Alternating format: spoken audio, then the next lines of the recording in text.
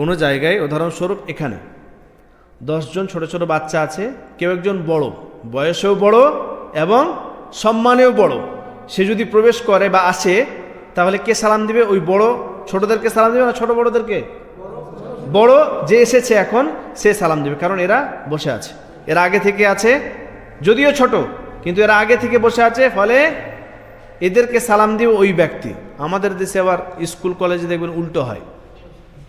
School কলেজে যখন sir ঢুকে যায়, স্কুল কলেজে দেখবেন যখন উস্তাদ ঢুকে, তখন কি কে সালাম দেয়?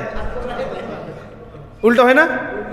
দেশে কিন্তু আমাদের উল্টো। স্কুল কলেজে এরকমভাবেই যারা মুসলিম টিচার দেখবেন তারা এইভাবেই হয়তো শিখিয়ে রেখেছে। হিন্দু টিচারদের কথা তো বাদ দেন, যারা গায়ের মুসলিম তাদের কথা বাদ দেন, কিন্তু মুসলিম টিচার সে প্রবেশ করছে, সে আবার চায়ও, সে আবার বলেও আমি প্রবেশ করব, তখন সবাই দাঁড়িয়ে উঠে সালাম দিবে, আসসালামু আলাইকুম স্যার।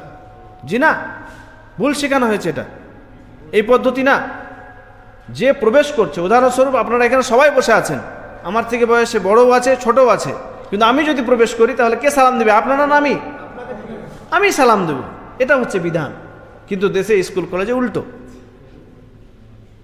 ছাত্ররা উঠে এখন দাঁড়িয়ে আসসালামু আলাইকুম স্যার। জি না, এই পদ্ধতি সহি না, উনি সালাম দিবে।